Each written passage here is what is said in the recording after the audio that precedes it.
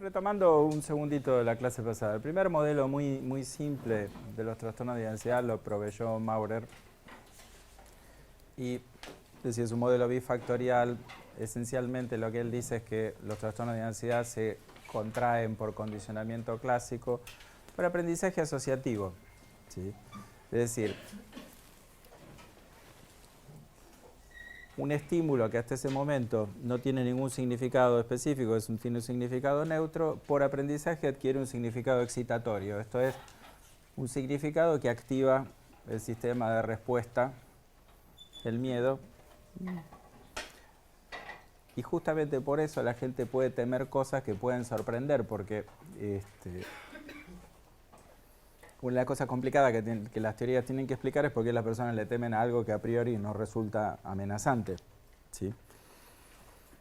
Entonces, yo lo que les decía que esto en la teoría freudiana está explicado por el desplazamiento, acá está explicado por el aprendizaje asociativo, ¿sí? Y lo que era más interesante en todo caso es que el factor de mantenimiento, el mecanismo de persistencia de la ansiedad para Maurer es la evitación. Yo lo que le decía es que esto, con sus problemas, porque hay aspectos que no cierran de esta explicación, pero lo que sí tiene es una fertilidad clínica impresionante. Por eso, si yo digo que esto se aprende, la mirada conductual es que nosotros, los trastornos mentales son el resultado de aprendizajes problemáticos, aprendizajes disfuncionales. Yo tengo que pensar cuál es el aprendizaje correctivo. Esencialmente lo primero que tengo que hacer es levantar la evitación, o sea que lo contrario de la evitación es la confrontación del estímulo temido. ¿Sí? Entonces ahí ya ustedes ven cómo teóricamente se plantea una de las grandes intervenciones para los tratamientos de los trastornos de ansiedad, que es la exposición. ¿Sí? Después, en todo caso, uno puede discutir mucho qué es lo que pasa en la exposición, por qué funciona la exposición. Pero esencialmente, las miradas más modernas de la terapia conductual es que la exposición es esencialmente un aprendizaje. Entonces, cuando yo diseño una exposición, lo que me tengo que preguntar es qué es lo que necesita aprender el paciente. ¿Sí? ¿Cómo? ¿A qué le teme sería, en todo caso, la primera parte? La primera cuestión es ¿qué ha adquirido un significado excitatorio para ese paciente cuando para el resto de la gente por ahí tiene un significado neutral o menos amenazante? ¿Sí? Pero si yo me pregunto qué es lo que tiene que aprender, voy a contar ejemplos simples, digamos, qué sé yo. Lo primero sería, por ejemplo, una persona con ansiedad social, es que el rechazo social no necesariamente es muy frecuente ni conduce a una respuesta emocional terrible ni pasa gran cosa después. Entonces, eso puede ser más relevante que aprender que el rechazo es improbable.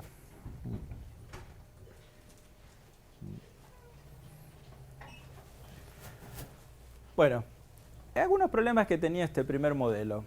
Lo primero que se encontró es que algunos estímulos eran mucho más fáciles de condicionar que otros. ¿Sí? Y esto es interesante, yo les comentaba esto en la clase pasada.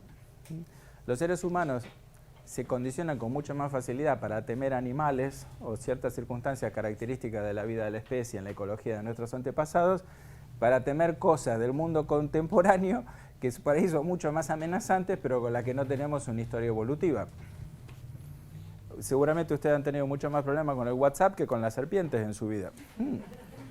No digo que no haya una relación también, pero que digo es, sin embargo, la posibilidad de tener algún tipo de trastorno de ansiedad referido al WhatsApp, ¿sí?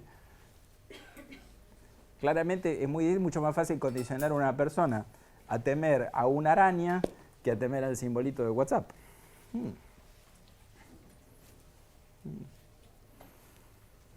Y mire que ha habido un montón de gente con problemas por ese sistema. Sí. La siguiente cuestión, muchos pacientes no recordaban ningún evento traumático de inicio. El aprendizaje asociativo es muy evidente en algunas circunstancias. El ejemplo clásico es el estrés postraumático. ¿Sí?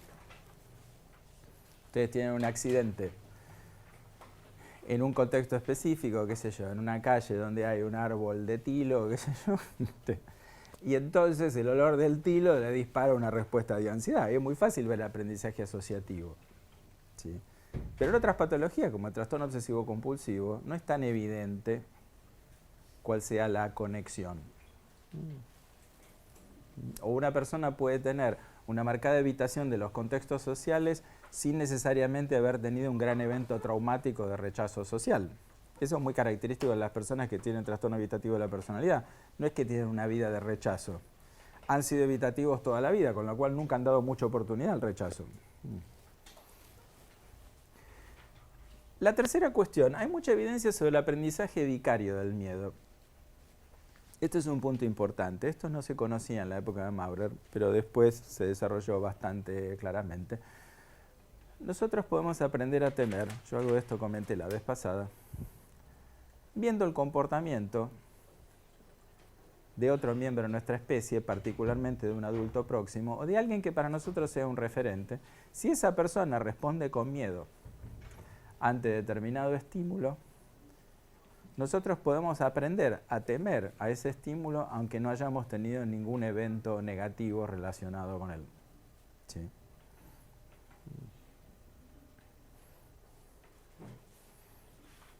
Esa famosa frase de la Biblia que dice: cuando ves las barbas de tu vecino talar, pon las tuyas a remojar. Ahí hay dos elementos básicos. Una es un evento negativo que le acontece a alguien, pero la segunda cuestión es que ese tiene que ser el vecino, o sea, conceptualmente alguien que se relacione conmigo, que pueda ser equiparable a mí.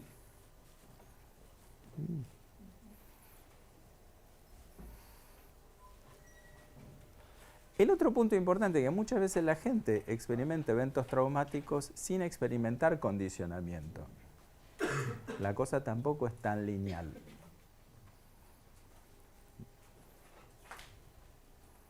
De hecho, es interesante porque en la investigación sobre estrés postraumático, las personas más vulnerables a desarrollar estrés postraumático son las que han tenido un montón de trauma o nada. ¿Sí? Los que han tenido un montón de trauma tienden a ver el trauma como la regla de la vida más que un evento aislado, y los que nunca han tenido trauma tienen una incapacidad para acomodar esa experiencia. ¿Sí? ¿Qué es lo que le pasa a los turistas europeos cuando vienen a visitar Latinoamérica? Les agarra por la aventura. Si una persona ha vivido en un entorno muy seguro toda la vida, le puede resultar muy difícil integrar una experiencia, ¿sí?, de un asalto a mano armada o algo por el estilo.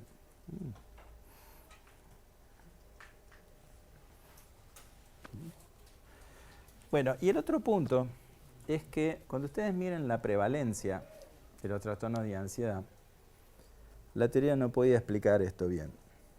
Esto en parte tiene que ver con lo primero que yo les explicaba. ¿Sí? La fobia a las serpientes es más común que la fobia dental. ¿Sí? A pesar de que evidentemente los odontólogos nos generan mucho más problemas que la serpiente. ¿Sí? Esto es lo que yo les explicaba antes. Cómo el ir al odontólogo en realidad es un contexto muy moderno, ¿sí?, que no está en el repertorio, nosotros no nos sensibilizamos tan fácilmente. Ahora, si quieren entender qué es el condicionamiento clásico, el odontólogo es el mejor ejemplo. ¿Vieron el zumbido del torno? ¿Vieron que uno odia el zumbido del torno a pesar de que el zumbido jamás nos hizo nada? ¿Sí? ¿Vieron el olor característico, creo que es de la creosota? ¿Sí? ¿Vieron que uno tiene eso asociado con una experiencia aversiva? Que es muy difícil que el odontólogo te genere alguna experiencia positiva. ¿Sí?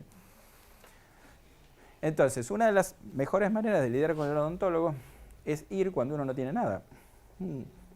Si ustedes van muy frecuentemente, es mucho más fácil disociar al odontólogo de la experiencia traumática. Si ustedes lo demoran mucho, el odontólogo lo van a evitar marcadamente. ¿Sí? Entonces, hubo que postular una explicación para esto. La explicación, se planteó esto de la preparación biológica, que los seres humanos venimos preparados para temer, para tener mayor sensibilidad y desarrollar temor a ciertos eventos que están dentro de la experiencia de la especie que para otras cosas. El capítulo de las fobias específicas tiene que ver con eso. Las fobias específicas son justamente todas esas patologías que son altamente probables en los hombres porque para ellas tenemos preparación biológica.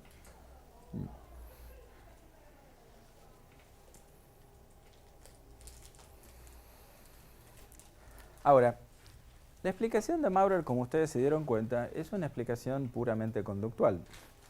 ¿Sí? El trastorno se contrae por condicionamiento clásico y se mantiene por condicionamiento operante. ¿Sí? Como levitación. Sí, levitación. ¿Por qué se mantiene la evitación? Porque la evitación tiene un fuerte refuerzo negativo. Cuando vos evitas, tu ansiedad disminuye o directamente se elimina. Entonces, se llama reforzamiento negativo porque sustrae algo de la experiencia y lo que sustrae es la respuesta emocional aversiva. ¿Sí? La terapia puede convertirse,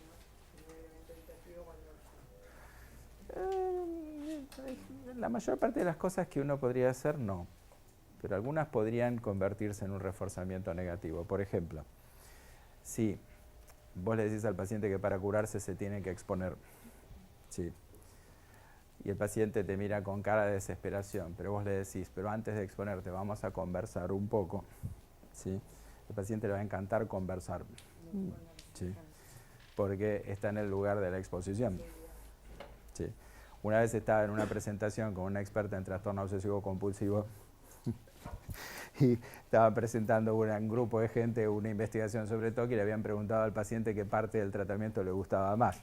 Y el paciente decía en la psicoeducación. Sí, claro, decía la persona esta, porque ahí no se tiene que exponer a nada. Entonces, ahí tenés un ejemplo de lo que le gusta a la gente y lo que le conviene, no hay necesariamente un solapamiento, digamos. Sí. Entonces, no, terapeutas pueden hacer un montón de cosas que generen reforzamiento negativo. Esencialmente la psicoterapia se puede convertir en un gran proyecto de evitación.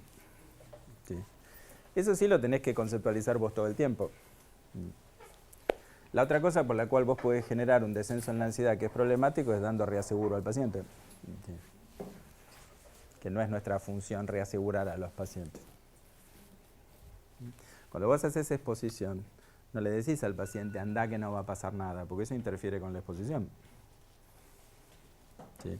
O no te preocupes que todo va a estar bien.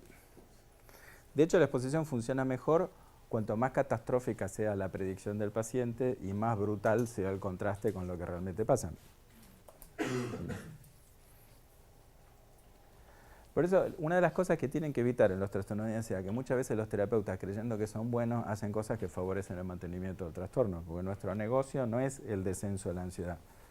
Nuestro negocio es la modificación de los mecanismos de manera que la ansiedad descienda de modo perdurable. ¿Sí?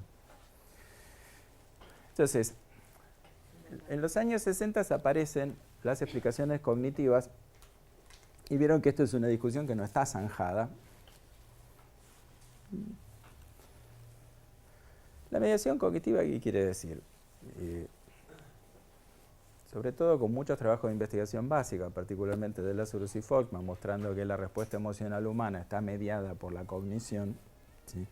Se empezó a aplicar ese modelo a los trastornos depresivos en primer lugar y en los 80s, a los 70s, a los trastornos de ansiedad. ¿Sí? Las limitaciones del modelo de Maurer, esto es una cosa histórica importante, digamos. La terapia conductual, después de algunos éxitos bastante impactantes con cosas relativamente simples, medio que se obturó, se trabó en el intento de dar cuenta con estos modelos teóricos de patologías más complejas como el trastorno obsesivo compulsivo, etc. Entonces, una de las cosas que pasó en ese momento, además con el auge de los enfoques cognitivos, es que muchos terapeutas conductuales y muchos teóricos conductistas decidieron hacer como una concesión y empezar a incluir hipótesis cognitivas en los modelos. Eso es lo que eventualmente va a dar origen a la terapia cognitivo-conductual. ¿Sí? Y hace unos 15 años, 20 años más o menos, empezó como el proceso inverso de volver al conductismo más puro y aparece el contextualismo, el conductismo radical. ¿Sí? Entonces otra vez volvemos a las discusiones sobre la mediación cognitiva. No, es un problema de fondo que no está zanjado. Yo les dije que este material en general está inspirado en el libro de Clark y Beck, que da una visión más cognitiva. Pero vamos a ver las dos visiones y después lo que importa en definitiva es que hacemos en el tratamiento, ¿no? Sí. Y después están los terapeutas conductuales. contemporáneos como Human y Mineka, que dan una explicación alternativa. La mediación cognitiva, yo ahora lo voy a explicar más en detalle, la mediación cognitiva lo que dice en definitiva es que los seres humanos respondemos con temor o con ansiedad en función de la evaluación de la peligrosidad que hacemos respecto de los estímulos que nos rodean.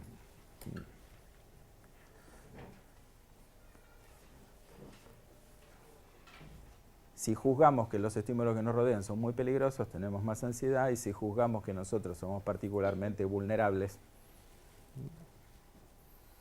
también tenemos más ansiedad. Pero hay muchas explicaciones de tipo conductual que hablan de una red de temor o módulo de temor, ¿sí?, según las versiones.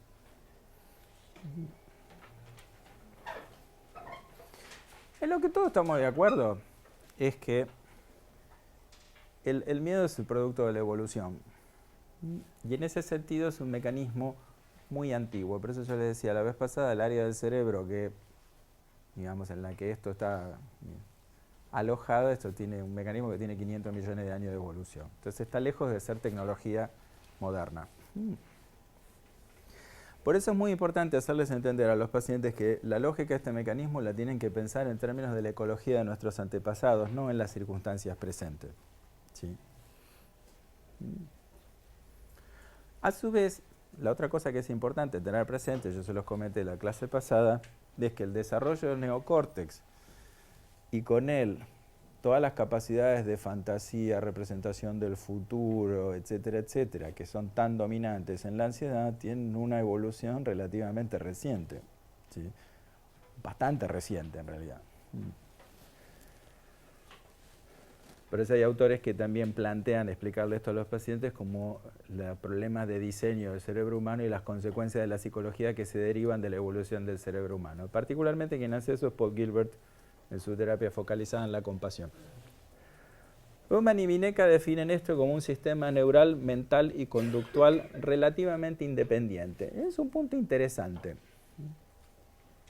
Una cosa que les cuentan los pacientes, y que todos tenemos esta experiencia, y cuando el miedo se prende es como que es independiente de todos los otros sistemas, ¿no? Como que puede funcionar independientemente de lo que esté pasando con el resto de la mente humana.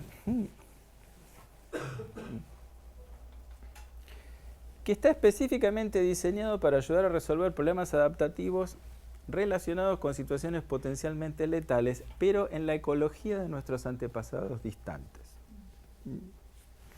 Acuérdense que ahí el entorno era bastante previsible porque, si bien nosotros no podíamos ver el futuro, etcétera, etcétera, la verdad es que las variedades del entorno no eran muy grandes.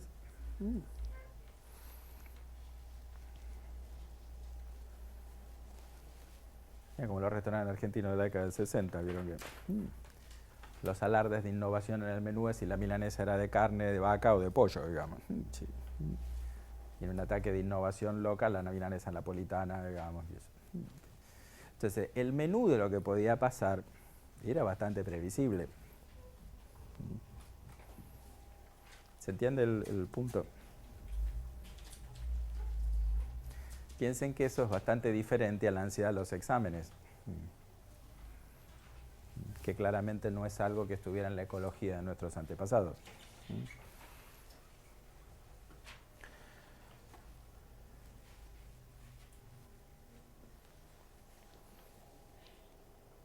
Entonces, supónganse, la cuestión del temor a quedarse encerrado. El temor a quedarse encerrado, si uno piensa en las condiciones de hace 50.000 años en una caverna, es un temor bastante razonable, ¿sí?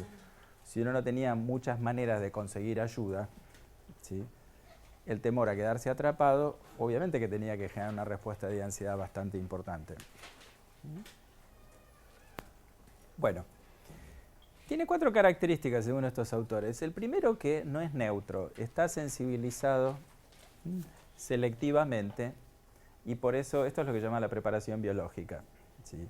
El mecanismo este atiende con mayor celo a los estímulos que resultaron amenazantes para nuestros antepasados y por lo tanto no siempre es tremendamente adaptativo, ¿sí? Por ejemplo, cuando uno tiene que rendir exámenes. Vieron que la ansiedad frente a los exámenes no es muy útil.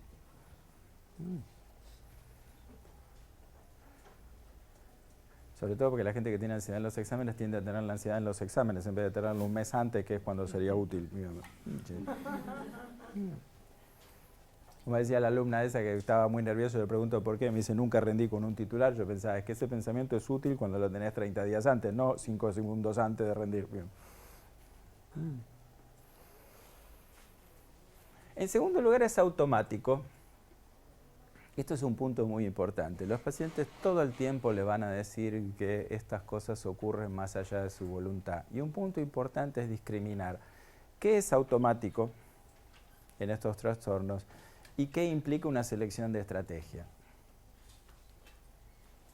¿Se entiende el punto? ¿Vieron que nosotros hablamos de pensamientos automáticos? Los pensamientos automáticos o imágenes automáticas se llaman así porque no ocurren por decisión, por deliberación del paciente.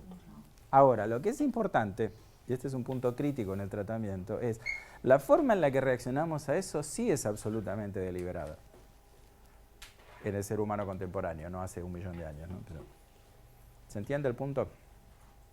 La idea amenazante que se dibuja automáticamente en mi mente, yo no la puedo controlar, evitar. De hecho, si yo intento hacer eso es contraproducente porque aumento la frecuencia y la saliencia. Pero nada me impide a mí reaccionar de un modo u otro. Lo que yo sí puedo elegir es cómo reacciono frente a eso. ¿Se entiende el punto?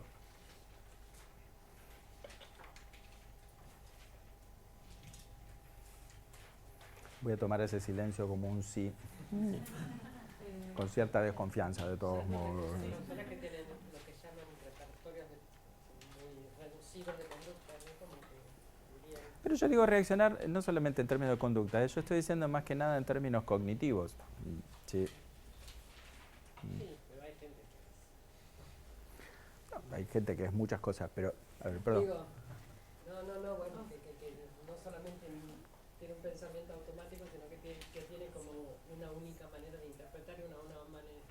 No, rigidez en interpretación sí. Ahora voy a eso. Pero un segundito, tengo una pregunta y si contesto a los dos. Sí, para hacer una homologación, a ver si me queda claro. Supongamos que una persona tiene tics nerviosos, ¿no? Entonces, el tic no lo puede controlar en sí porque es algo automático, pero la evaluación que hace de ese tic para la respuesta que va a tener, ahí estaría como el kit de la cuestión. Sí, para hacer un ejemplo más simple. Está bien lo que vos decís, pero para hacer un ejemplo más simple. Sí. Todos nos preocupamos, viste que en nuestra mente aparecen ideas amenazantes. ¿Sí? Ahora, uno no puede evitar que aparezcan ideas amenazantes, pero cuando yo digo responder me refiero a que yo no puedo evitar que el diario salga. Ahora, no me siento obligado a creer todo lo que dice el diario. Yo intentar impedir la salida de los diarios no tendría mucho éxito. Ahora, por más que escriban esto le cuesta entenderlo a la gente, pero por más que hagas 800 millones de programas y te compre todos los diarios del país, la gente no necesariamente te va a creer. ¿Sí? ¿Por qué? Porque vos podrás controlar lo que decís, pero no puedes controlar lo que el otro cree. ¿Sí? Entonces, el problema que los pacientes confunden es el hecho de tener el pensamiento con la reacción frente al pensamiento. U otro ejemplo, para hacerlo con una emoción. Cuando uno piensa algo amenazante, uno experimenta angustia. ¿Sí? Ahora, suponete el ejemplo clásico, ya que hablábamos del examen. Cuando uno va a rendir un examen, uno en general tiene una cierta sensación de inquietud. ¿Sí? Salvo que seas muy narcisista. ¿Sí? O sepas una barbaridad, qué sé yo, en general tenés una cierta sensación de inquietud. ¿Sí? ¿Por qué? Y pues vos no controlás todas las variables y eso sé yo. Ahora, una cosa es que vos digas, esta inquietud es razonable, porque en definitiva todo examen entraña algún elemento de imprevisibilidad, de incontrolabilidad, porque vos no controlás lo que te van a preguntar. ¿Sí? Además, viste que la gente en los exámenes escritos, una de las razones por las que tiene menos ansiedad es porque el examen escrito vos ves todo el examen de un saque. En el examen oral las preguntas vienen en secuencia, así que vos no sabés qué te van a preguntar hasta que se termine el examen. Ahora, no te sentís obligado a tomar eso como una prueba de que efectivamente las cosas van a ir mal. ¿Sí? Entonces, vos, por ejemplo, podés elegir aceptar esa emoción como algo razonable, como que es la emoción característica antes de los exámenes, no hacerte como mucho problema. Ahora, si empezás a querer no tener esa emoción, la vas a querer combatir, entonces probablemente apeles a sustancias, a hacer relajación, respiración, etcétera, etcétera. Sí. Y esa es una de las razones por las cuales en general hoy en día no usamos mucho ni la relajación ni la respiración. Sí. Justamente lo que te indican es una cierta vocación de control, que es un problema y no la solución. Las personas con trastornos de ansiedad responden rígidamente en varias maneras. Por ejemplo, les resulta muy difícil no creer en las ideas amenazantes. ¿Sí? Te cuenta el ejemplo que yo siempre cuento. Durante la guerra de Malvinas, ¿sí? Yo me acuerdo que estaban con el tema de que los ingleses, había salido en el diario, no me acuerdo, en la tele, que los ingleses habían hundido un pesquero y que después de hundir el pesquero habían pasado en vuelo rasante los cazas británicos para hundir a los tipos que estaban en una balsa y eso. Y yo tenía la discusión y decía, mira, a mí me resulta difícil pensar que un piloto altamente entrenado se mande un vuelo rasante sobre el Atlántico Sur, que tiene una alta probabilidad de destruir su aparato, que sale una fortuna, ¿sí? Gastando combustible, estando a 20.000 kilómetros, qué sé yo, a 10.000 kilómetros, esa cuestión, para matar a 4 tipos de una balsa que se mueren solos. En el Atlántico Sur, en una balsa, no tenés que hacer nada. Lo raro es que sobrevivan. Ahora, si vos tenés esta cosa típica, ¿qué es lo que hace? Lo que se hace durante la guerra en general es cargar las tintas para que vos veas al otro como que es un ser monstruoso, etcétera, etcétera. Entonces, vos ves la noticia, pero hay una frase que dice que la primera víctima en la guerra es la verdad, pero en general uno ese tipo de información la tenés que tomar con cierta cautela. Sí. Pero, así como las personas cuando tienen una intención, cuando tienen una mirada paranoide rígida, tienden a asumir que el otro es el colmo de la perversidad y la mala motivación, las personas ansiosas tienden a creer más en las ideas cuando son amenazantes. Y tienen serias dificultades para percibir los datos que sugieren seguridad. Entonces, punto importante para la clínica, los pensamientos amenazantes normalmente son automáticos. Y está bien que así sea, porque si nuestro mecanismo de detección del peligro fuera muy deliberado, sería lentísimo. Y nos hubiéramos extinguido hace rato. Lo cual indica además es que vos no podés, no necesariamente te vas a percatar de cuál es el estímulo gatillo. Esto se ve clarito en el estrés postraumático. El condicionamiento pavloviano es un proceso que ocurre inconscientemente. Si vos no tenés una percatación, esto lo vimos la vez pasada, vos no tenés una percatación de haber sufrido un condicionamiento. ¿Se entiende el punto? Bien, cuando uno va a la peluquería, normalmente uno tiene una idea, primero que es una acción deliberada, salvo que estén en el ejército, ¿sí? Y en segundo lugar, es una acción de la que uno tiene cierta percatación. Ahora, vieron que cuando uno hace mitosis, uno no tiene mucha idea de estar haciendo división celular, ¿sí? Y sin embargo sabemos que eso ocurre. Entonces, es un punto importante, porque los seres humanos, como no se percatan del proceso, no saben a qué atribuirlo. Ahora, ¿por qué no saben a qué atribuirlo? Porque desarrollaron hace poquito tiempo una parte del cerebro con la cual se preguntan cosas que no tendrían que preguntarse. ¿Sí? ¿Se entiende el punto? La especie estaba hecha para funcionar, hasta que hace unos 200.000 años empezó a hacerse preguntas innecesarias. ¿Sí? ¿Se entiende, digamos, esto? Vieron que la mayor parte de los aparatos que nosotros manejamos no tenemos mucha idea de cómo funcionan en el fondo y eso. ¿Sí? Si yo me pongo a ver cómo funciona este teléfono, el teléfono ya va a estar obsoleto para cuando yo lo entienda. ¿Sí? Bueno, piensen que el funcionamiento de estos mecanismos es similar. No está hecho para que la gente comprenda cómo funcionan, sino sencillamente para que funcione. Está encapsulado. Y ese es un punto bastante importante. ¿Por qué? Cuando la gente se asusta, por eso vieron en política esta frase que yo repito siempre, un fascista es un liberal bajo estrés, un liberal asustado. Sí. ¿Qué quiere decir eso? Una vez que la gente se asustó, una vez que se activó el mecanismo de temor, es bastante difícil influirlo por otros medios. Y ese es uno de los problemas que tenemos los terapeutas.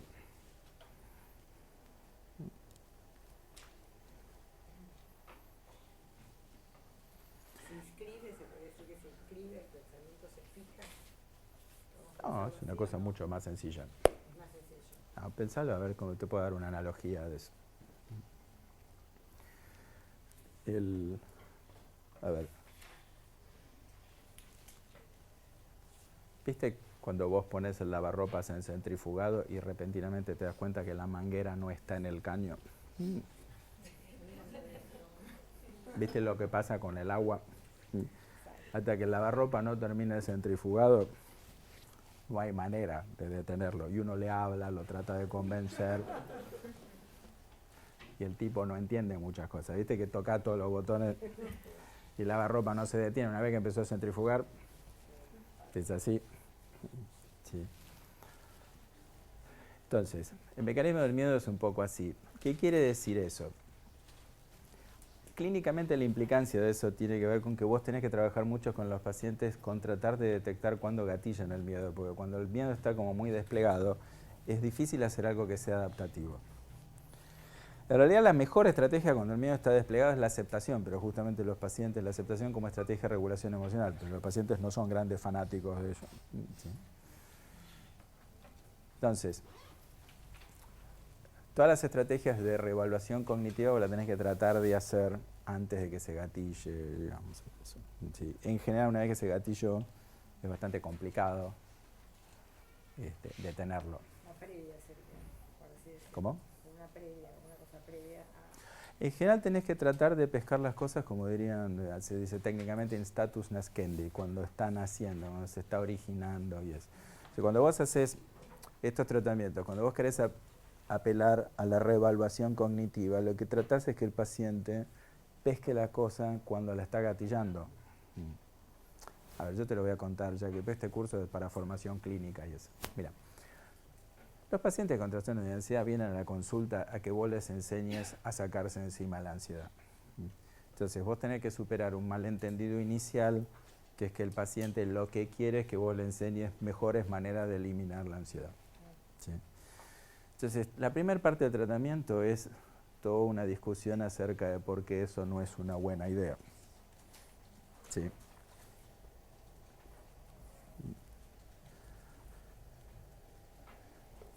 Entonces,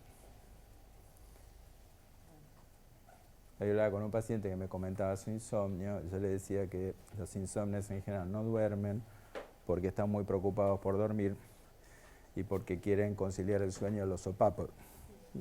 Sí.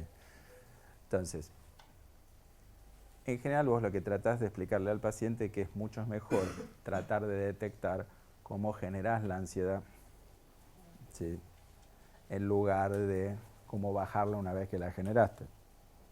¿Sí? Eso implica mucha reevaluación cognitiva, por ejemplo, tratar de entender en qué momento vos percibiste algo en forma amenazante. Hacerse amigo del proceso sería un amigo para poder entenderlo, para poder... En esta explicación que estoy dando yo, que es como muy estándar, digamos, muy básica, es entender en qué momento vos percibiste la amenaza. Eso, cuando vos percibís peligro, vas a desplegar la ansiedad. Ahora, es mucho más eficiente, suponete, es mucho más eficiente construir esta aula con material ignífugo que gastar un montón de plata en sistema para apagar incendios. ¿Sí?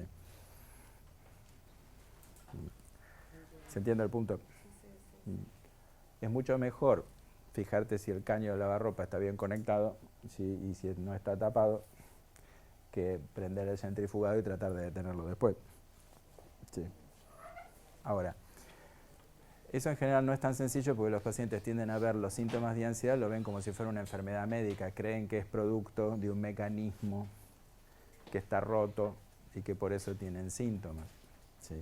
Los modelos cognitivos conductuales en ese sentido lo que te plantean es que son los mismos mecanismos de la normalidad que están usados de manera problemática.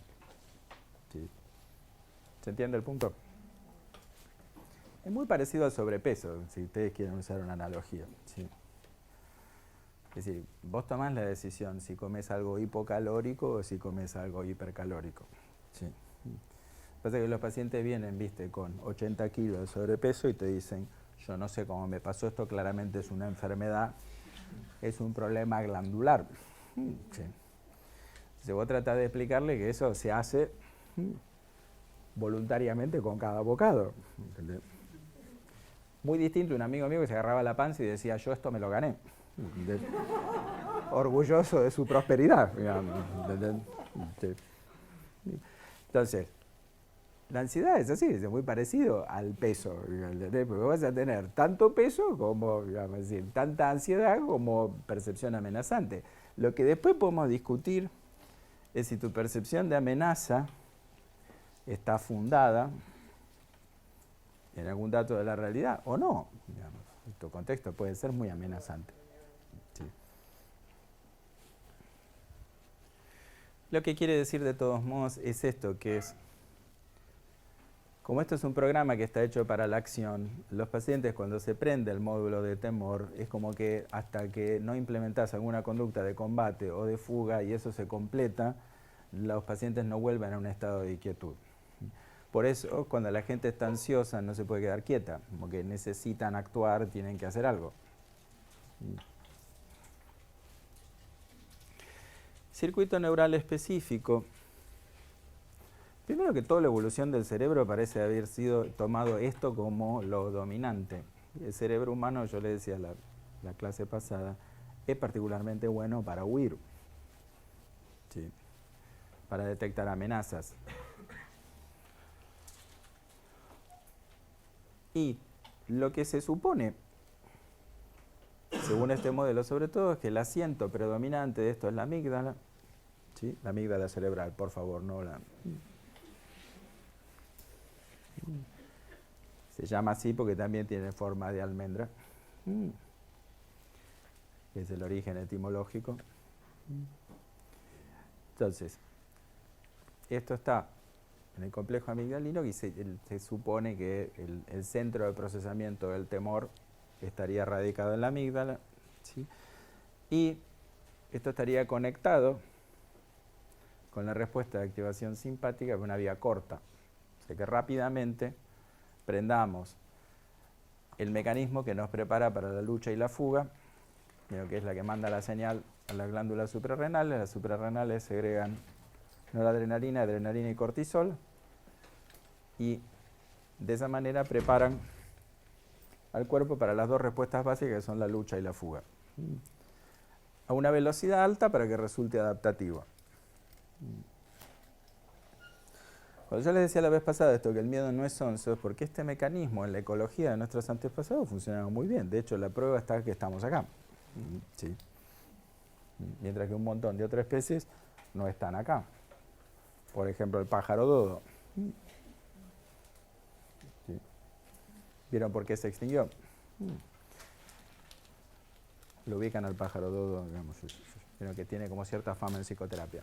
Sí. Una de las razones por la cual se extinguió eso es porque ese animal la carne era muy parecida a la del pollo, lo cual es un problema, digamos, eran animales más bien gorditos que se movían en forma lenta, entonces todos los marinos se lo comían con mucha facilidad porque bajaban el asilo y se lo morfaban. Sí. Entonces, una especie que camina lento y que es carnosa tiene los días contados. Sí. Bueno.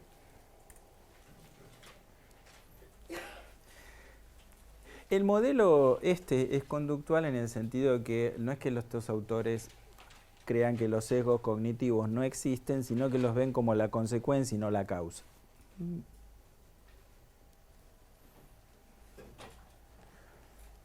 Benimeca dice, bueno, sí, efectivamente los sesgos cognitivos funcionan como factores de mantenimiento. De hecho, ¿qué quiere decir eso? La forma en la que procesan la información los pacientes con trastornos de ansiedad es distinta a la de las personas normales y ese es el factor de mantenimiento de los trastornos de ansiedad. Los modelos cognitivos dicen que eso es causal y los modelos conductuales dicen que eso es la consecuencia.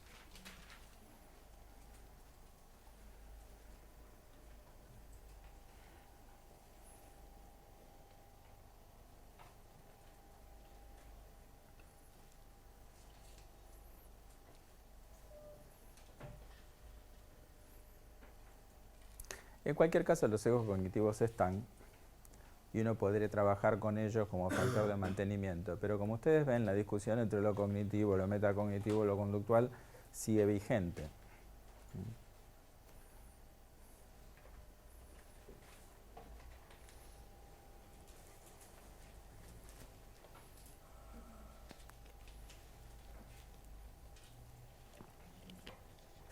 Y de hecho la investigación, sobre todo sobre lo que pasa en exposición, va dando como reinterpretaciones de esto. Y eso ve mucho en el tema de cómo hacemos exposición hoy en día.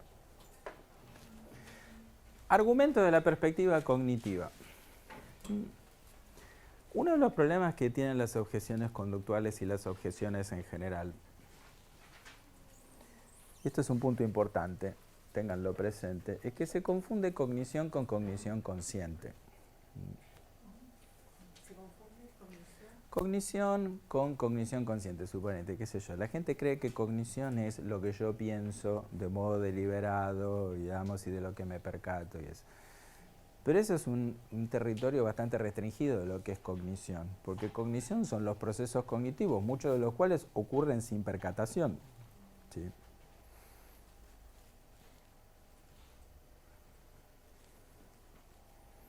No sé si ustedes vieron Clarín, no me acuerdo ahora qué sé yo. Clarín vieron los artículos, en general tienen una parte que está en negrita y otra parte que está en letra común. Eso en realidad no tiene nada que ver con la importancia del texto. Eso es porque si la gente lee en el colectivo, en el subte y eso, ahora que ya no es tan común porque la gente lo tiende a leer en el celular, pero antes se ponía eso para que la gente no se perdiera tanto con el párrafo. ¿Sí? Entonces, la negrita y todo eso funcionaba como marcadores de dónde estaba leyendo. ¿Sí? Ahora, la publicidad les muestra a ustedes un montón de fenómenos cognitivos que no son conscientes y eso. En el sentido que la persona no necesariamente tiene percatación de eso. ¿Sí? Entonces, la evaluación de nuestro entorno no es necesaria. Nosotros sacamos un montón de conclusiones sin necesidad de tener mucha percatación de por qué sacamos esas conclusiones. Y para dar el ejemplo más bobo de todos, pero a su vez el más importante, la atención es un fenómeno cognitivo y la atención no es voluntaria y deliberada al 100% del tiempo. De hecho, uno de los sesgos típicos de los trastornos de ansiedad es la atención selectiva. La diferencia entre las personas que tienen trastorno de ansiedad y las personas que no tienen trastorno de ansiedad es que las personas con trastornos de ansiedad atienden selectivamente a los estímulos que los asustan. ¿Sí? Entonces, la persona con fobia a las cucarachas se convierte en grandes inspectores de zócalo. Las personas con temor a las ratas, inspectores de tirantes por donde pueden pasar la rata. ¿Sí?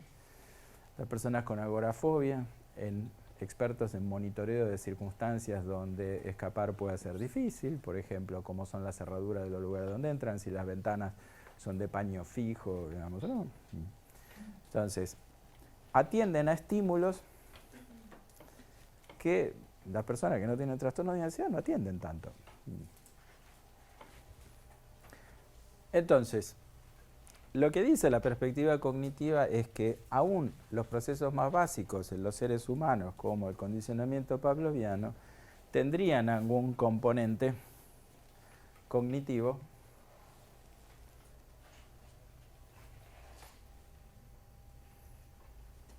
y esto es un debate que llena millones de enciclopedias.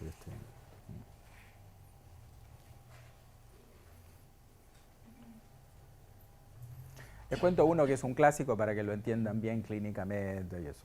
Y inclusive en los modelos más modernos, yo tengo que hablar de esto el viernes y el sábado, ahora en la ANA y en la ATC, y es simpático que en los modelos más sofisticados y todo eso vuelve a aparecer la misma pregunta y eso.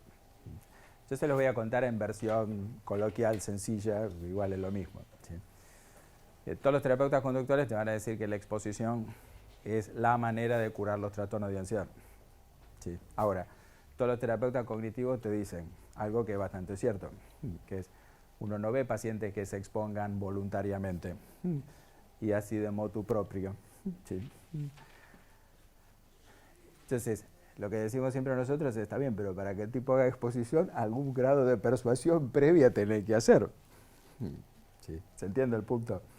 Entonces, lo que uno puede decir, que aún los modelos más sofisticados, basados en lo que sería el concepto de violación de expectativas, ya el hecho de que el paciente haga la exposición implica algún grado de cambio cognitivo, porque antes del tratamiento lo hacen ni loco. ¿Se entiende el punto? Entonces, hay una discusión acá sobre si lo cognitivo es una consecuencia o está como mediador y factor causal. Eso no está muy zanjado. ¿Sí? Es más importante conocer el debate y en cierto modo como este debate después aflora en cómo hacemos el tratamiento. Sí es importante que entiendan eso en el tratamiento.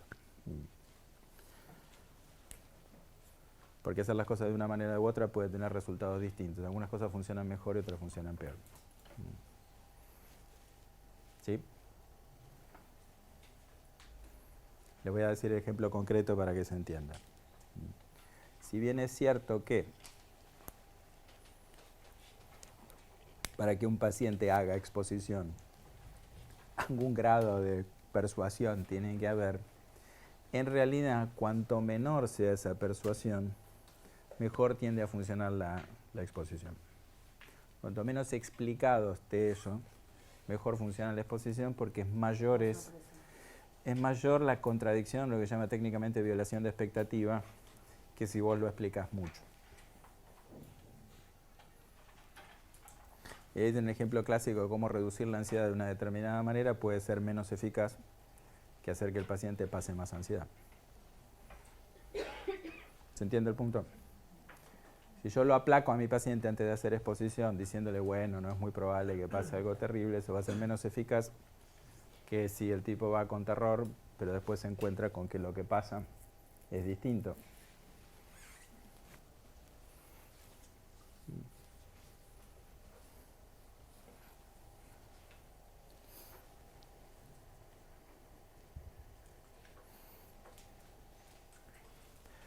Los procesos cognitivos conscientes pueden alterar las respuestas de temor. ¿Qué quiere decir esto? Primero, nosotros sabemos que la respuesta de temor es influible por medios cognitivos. ¿Sí? Les cuento un ejemplo simpático, que yo tenía un paciente que tenía trastorno de pánico con agorafobia hace mucho tiempo. ¿Sí? Y entonces, además, pobre, tenía fobia, sangre, inyección, daño. Entonces, su idea era que él iba a estar manejando, iba a haber un accidente, iba a haber sangre, y se iba a desmayar, iba a perder el control del auto, etcétera, etcétera, y se iba a matar. Y eso. O bien, que iba a tener un ataque de pánico, iba a perder el control del auto y se iba a matar. Entonces estábamos charlando en las primeras entrevistas, y yo le pregunto, bueno, ¿pero qué te impediría parar? Entonces él me dice, ¿cómo parar? Yo digo, mira, un ataque de pánico es una cosa que en general demanda 2 a 10 minutos en producirse, no es una cosa instantánea. ¿Sí? Si vos venís manejando a 60 km por hora para hacer la cuenta sencilla, ¿sí? En 2 minutos, que es como el tiempo mínimo para desarrollar un ataque de pánico, ya recorriste 2 kilómetros. ¿Qué te impide parar con el auto al costado de la ruta? El paciente nunca había pensado eso. Entonces se notó así como que estaba acomodando la cosa y me mira y me dice, ¿y si fuera una curva? ¿Sí? Yo decía, mira, una curva de 2 kilómetros, una curva larga, digamos. ¿Sí? Ahora, ustedes tienen un ejemplo clásico de lo que sería cómo intervención cognitiva modula la ansiedad. O el ejemplo que yo siempre cuento, este paciente que se sienta llorando a la primera entrevista y me dice, soy un homosexual reprimido, y yo le digo, está bien, pero eso no existe. Entonces ese tipo para de llorar y me mira con sorpresa y dice, pero yo he visto muchas páginas web que hablan de eso, digamos. Ahí ustedes tienen otro ejemplo. ¿Sí? Si yo digo algo que genera una disonancia muy grande, eso interfiere el despliegue de ansiedad. Entonces, y el otro punto importante, que es, aun si yo hago exposición para generar extinción, para decirlo en el lenguaje más correcto, de la respuesta del temor, eso requiere atención voluntaria sostenida. ¿Sí? Cuando usted hace un ejercicio de exposición, una de las condiciones básicas para que eso funcione es que presten atención al estímulo temido, porque si no, ustedes están en presencia, ¿sí?, físicamente, pero espiritualmente, si no, están en otro lado.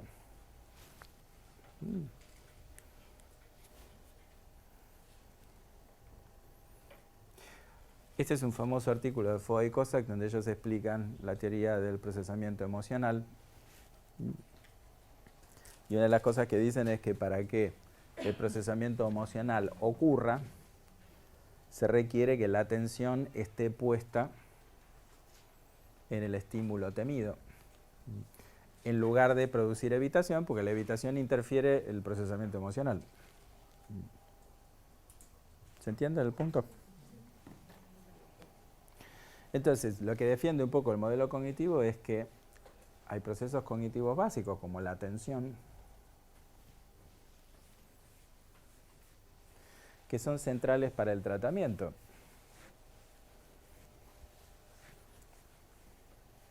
Entonces, supónganse una estrategia como la mindfulness. Vieron que siempre es gracioso cómo se clasifica la mindfulness, qué tipo de estrategia es la mindfulness. Sí. Mucha gente la describe como conductual, pero en realidad es como ustedes la quieran mirar, porque en definitiva la mindfulness también es un ejercicio atencional, es fundamentalmente una cuestión atencional.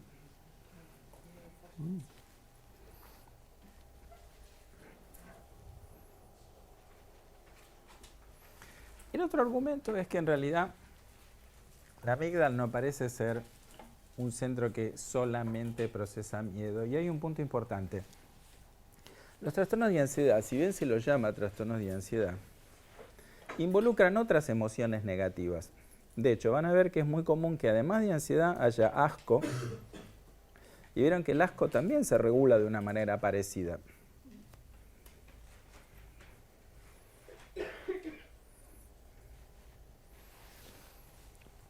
Yo que tuve una beca del ejército argentino de formación castrense, me vi obligado a hacer un tratamiento de exposición a la vida cuartelera. Y vieron que la exposición repetida a entornos inhabituales, por ejemplo, sopa con gorgojos, vieron que no es muy común que te den gorgojos. Es común que te den sopa, pero con gorgojos no es tan frecuente. Vos al principio podés expresar algún grado de desagrado y eso, y después con la repetición de los eventos, en general uno tiende a naturalizar eso, y si te dan tiempo empezás a desarrollar algún grado de gourmandise respecto de si el gorgojo estaba mejor hecho, peor hecho. Se ve mucho en el menú, ¿ven? Los mexicanos comen hormigas. Sí. Y bueno, pero los mexicanos son gente muy especial. Sí. Y todo el mundo dice que son exquisitas, etcétera, etcétera. Entonces ustedes miran los menús de los distintos países, las emociones de asco, eso es como muy variado. ¿Cómo? En Colombia también comen hormigas. Sí, sí, lo que pasa es que nosotros no tenemos hormigas, por lo menos no de las ricas. Entonces, a ver, no sería una cuestión meramente de temor. Y de hecho ustedes van a ver que en general hay otras emociones también. Puede estar la ira, puede estar la vergüenza. Un ejemplo clásico es el trastorno de ansiedad social. La ansiedad social no es solamente ansiedad. Hay mucha cuestión de vergüenza también, además de ansiedad. Hay una desregulación de la vergüenza, no solamente ansiedad.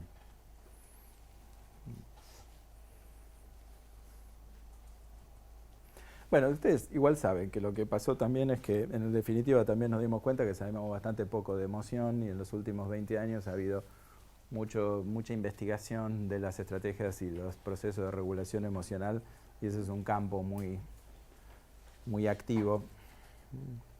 De hecho, Hoffman este año publicó, a principios de este año publicó un libro sobre emoción en psicoterapia, es un tema bastante importante. Si los focos tradicionales habían estado en la cognición y la conducta, el foco de los últimos 20 años es mucho más claramente la emoción. ¿Sí? Bueno,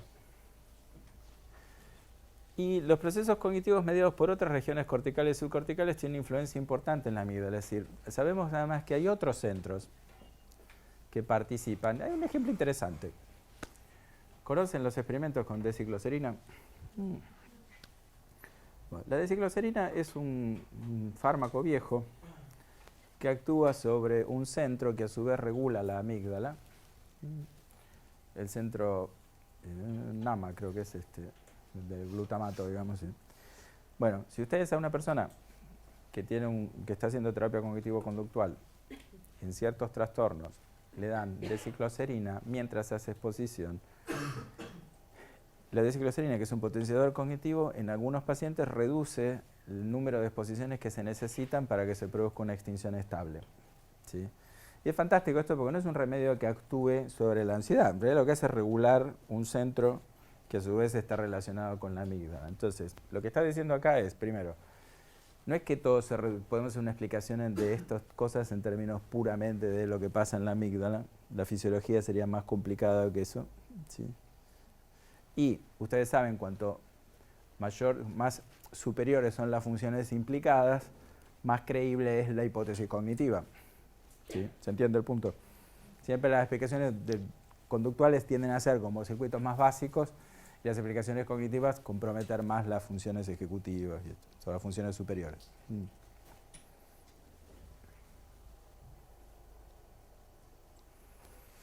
Por eso dice ahí, las regiones corticales de orden superior cumplen un papel en el miedo. ¿Sí? Ahí está el trabajo de Ledoux.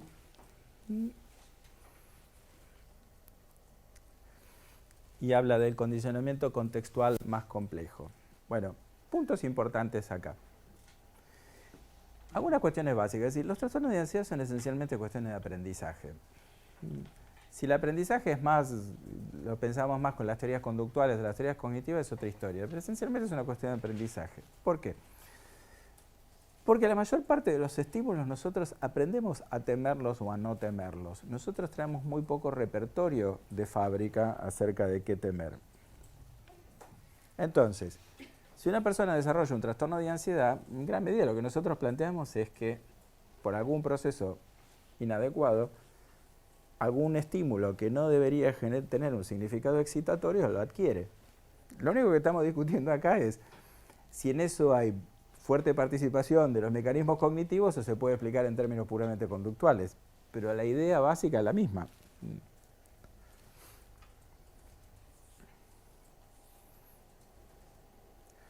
Entonces, en una conceptualización, una de las preguntas que yo me hago es a qué le teme el paciente y cómo aprendió a temerle. ¿Sí? Ahora, por la naturaleza misma de los procesos de condicionamiento, como ustedes se dan cuenta, no es muy probable que el paciente pueda explicar eso. Y acá es donde hay que diferenciar las causas de las razones. Para que se entienda clarito, a ver, cuando uno ha sufrido un condicionamiento clásico pavloviano, uno no tiene noticias de eso. ¿Sí? No hay un registro consciente de eso. ¿Sí? Es muy distinto a cuando uno le preguntan por un tatuaje, uno razonablemente, si no estaba tremendamente borracho cuando lo encargó, debería acordarse de haberlo pedido, de la circunstancia y eso. ¿Sí? Y de hecho la recomendación que les hago es investiguen cómo sacar tatuajes, porque eso va a ser el gran negocio en 10 años. ¿Sí? Entonces, o no se hagan ningún tatuaje y vendan piel dentro de 10 años, que va a ser carísima. Entonces, como no es algo de lo cual vos tengas un recuerdo, preguntarle a los pacientes si han tenido condicionamiento es inútil. ¿Sí? Ahora, si vos le preguntás a un ser humano por qué pasa algo, prepárate para escuchar un rato largo. Pero esas son razones, no causas.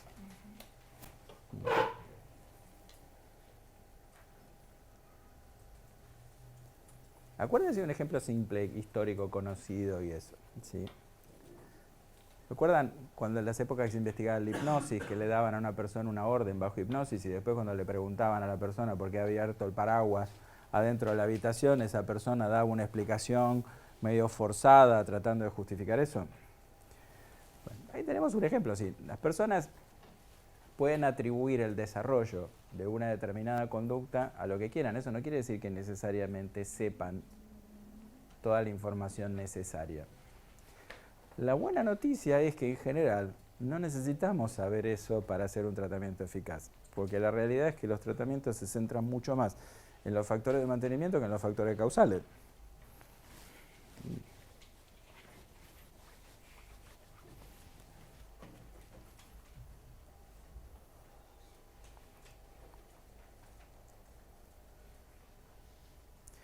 Pero sí hay un punto importante por el que les decía todo esto, que el aprendizaje es muy contextual. La persona puede aprender a temer en un contexto y no temer en otro contexto. Eso genera como mucha confusión en los pacientes que no comprenden muy bien por qué les pasa eso. Por ejemplo, el ejemplo clásico de la persona con ansiedad social que no entiende por qué habla sin problema a las chicas que no le gustan y tiene enormes dificultades para hablar a la chica que le gusta. ¿Sí? O por qué el shopping vacío no es un problema y el shopping lleno sí es un problema. Y eso es importante tenerlo presente para el tratamiento, porque ustedes se tienen que asegurar que el paciente funcione bien en muchos contextos, no en un contexto específico. ¿Sí? ¿Se entiende el punto?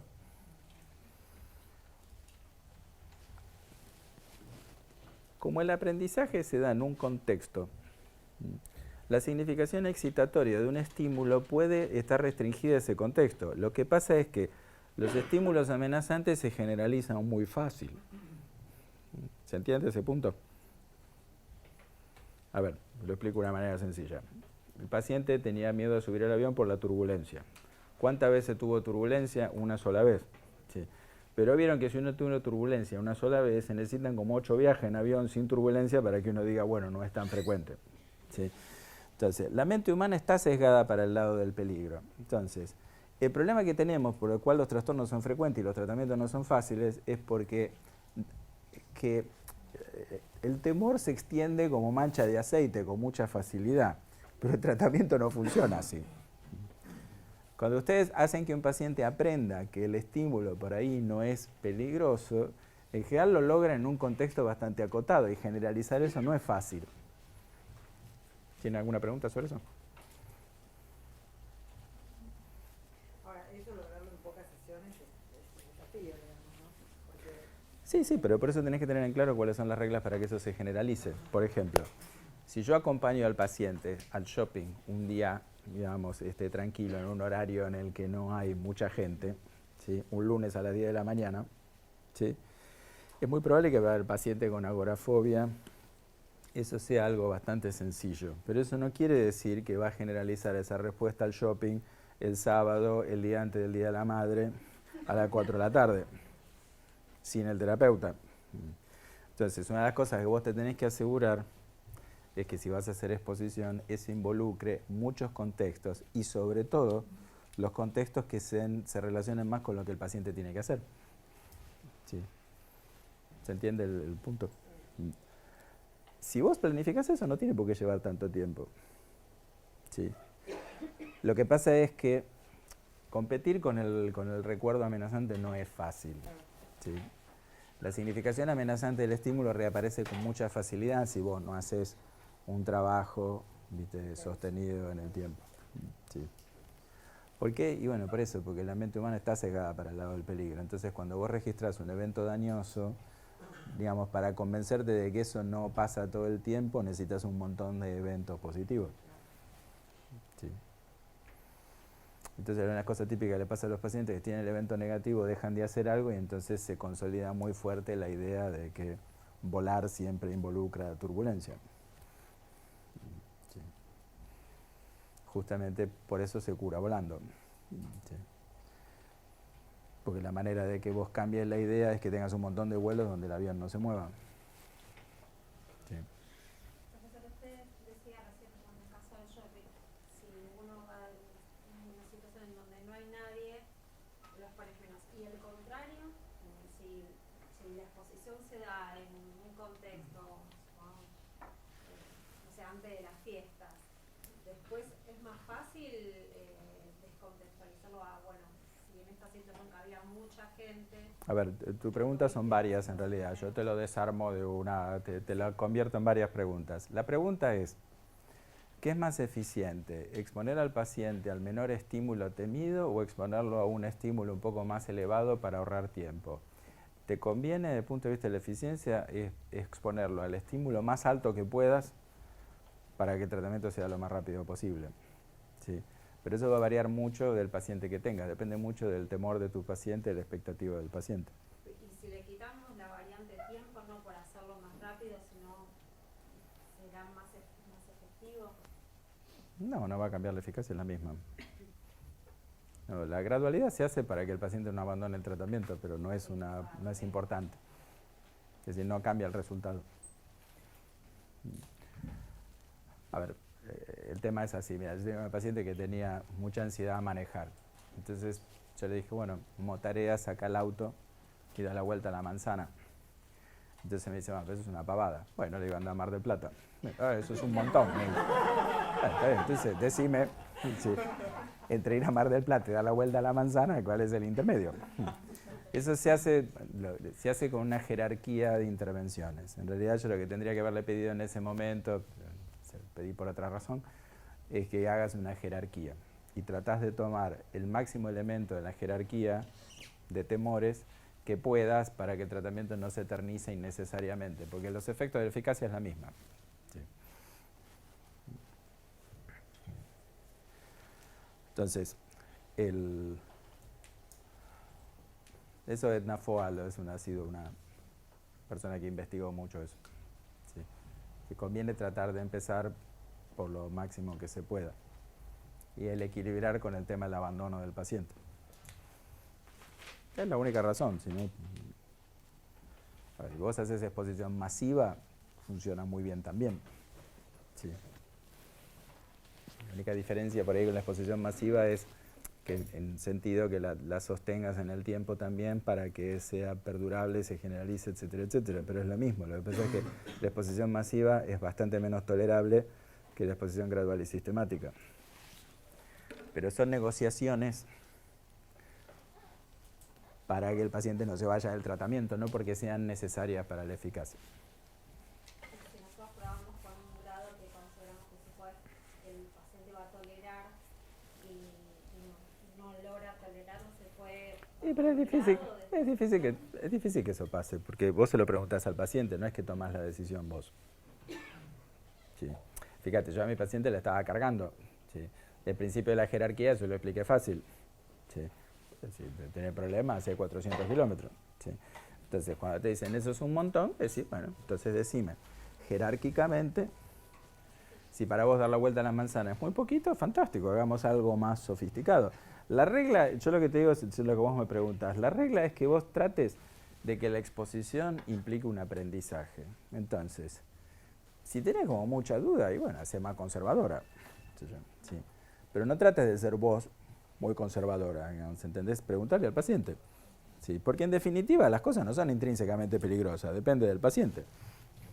¿Sí? Mira, qué sé yo no tengo fobia a las alturas, cuento este ejemplo siempre, pero no tengo fobia a las alturas, pero bajo ciertos contextos en las alturas me da ansiedad o pues un ataque de pánico. El año pasado fui a un congreso, que me encontraba con un amigo, ¿sí? Y era gracioso porque hicimos una excursión a Israel, como yo no soy judío me olvido de ciertas cosas y una de las cosas involucraba una montaña. Claro, todos los judíos se acuerdan de eso porque todos te lo enseñan de chiquito, pero yo me olvido. ¿Sí? Para nosotros no era un evento tan importante. ¿Sí? Y cuando me dicen que hay que subir un cable de carril, yo digo, ¿cómo? Un momento, esto no me habían informado. Sí. Entonces, claro, yo caigo en la cuenta de que vamos a una montaña y era bastante razonable la conducta, digamos, de subirse un cable de carril. Entonces me reía porque tenía un montón de ansiedad. Digo, bueno, ¿cuánto dura esto? 2 minutos. Bueno, está bien, subo igual, etcétera, etcétera. Sí. Y estaba con Cory Newman, ¿viste? De hecho, es tan buen terapeuta Cory que digo, bueno, de última lo tengo a Cory encima. Sí. Entonces era gracioso porque yo subo al cable de carril. Fíjate que ahí pasan varias cosas desde el punto de vista. Primero, yo juzgo que eso es manejable. En segundo lugar, me dispongo a aceptar la emoción. No pienso tomar medicación ni nada y esto y lo otro. Ahora, cuando subo al cable de carril, el cable de carril fue como una decepción porque, ¿viste? No se movía nada y yo no tenía nada de ansiedad. ¿Entendés? Entonces, en realidad tuve mucha más ansiedad antes de subir a eso que en el contexto del cable de carril. Sí. Y después la exposición temporal, además era tan corta, 2 minutos realmente, con lo que tampoco daba para mucha tragedia. Y por supuesto, cuando bajé, resultó como completamente neutro. Entonces, primero, ahí vos tenés un ejemplo. Una cosa es la predicción mía y otra cosa cuando vos estás en el contexto. ¿Sí? Que ahí no tenés mucha posibilidad de negociación, porque o son 2 minutos o no subís, no hay un término medio, porque el cable carril no lo tenés a tu disposición para ir, volver y eso. ¿Sí?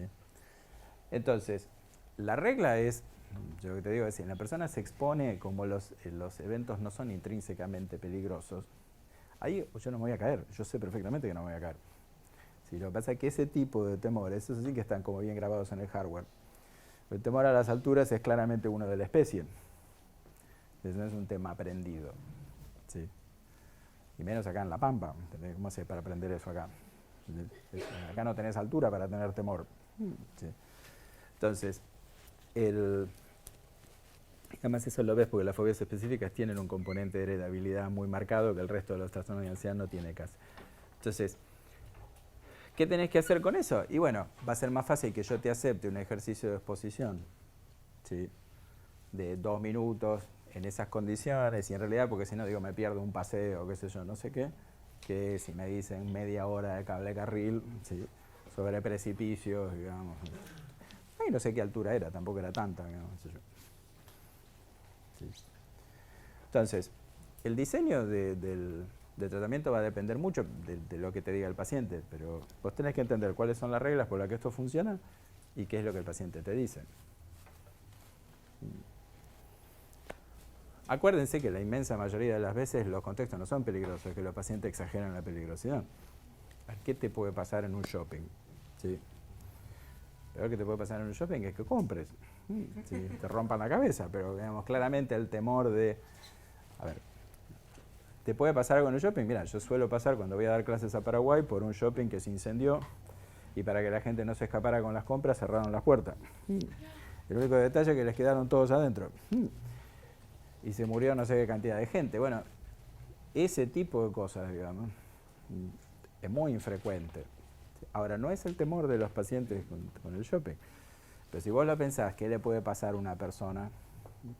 Pasar no le va a pasar nada. ¿Qué le puede pasar en el shopping? ¿Sí? Entonces, diseñá con confianza, porque la probabilidad de que le pase algo, la inmensa mayoría de las veces son inexistentes. Otra cosa es si tenés que trabajar con el rechazo. Pero aún en el caso del rechazo, también es adaptativo, aún si tu paciente es rechazado. Te cuento un ejemplo para terminar el tema y sí.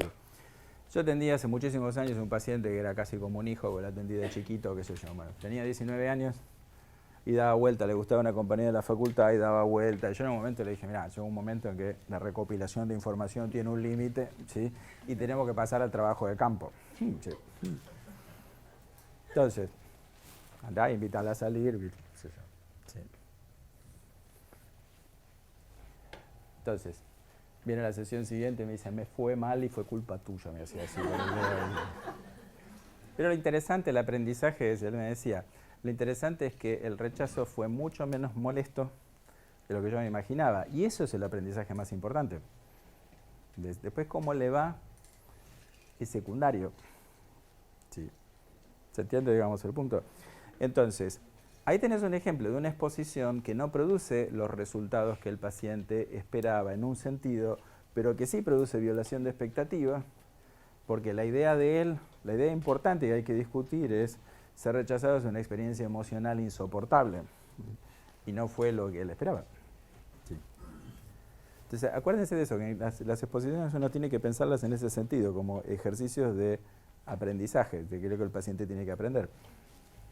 Y para lo que ese chico tenía que aprender, era mucho más funcional un rechazo que una aceptación.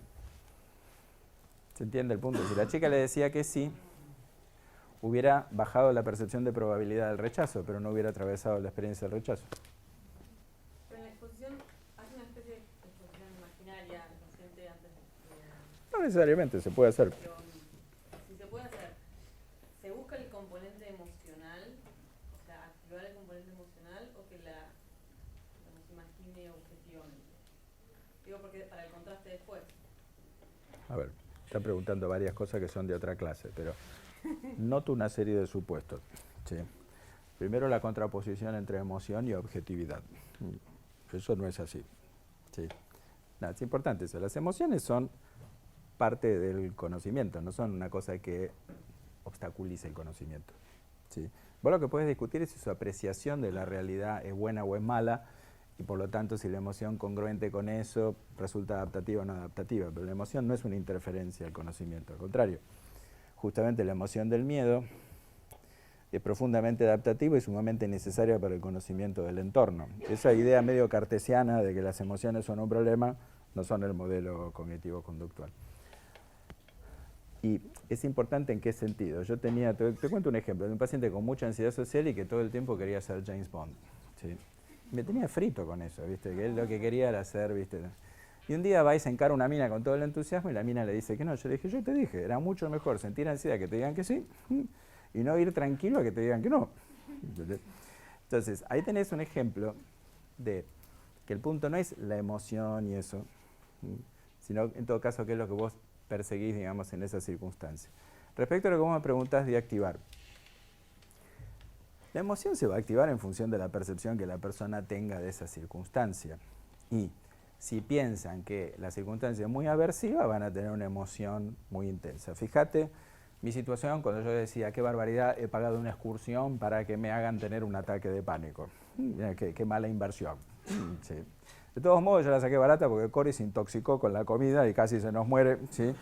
Y yo afortunadamente, como a la tarde, había ido a visitar a los polacos que también estaban en el Congreso y me dieron la habitual bienvenida alcohólica, me salvé de la intoxicación.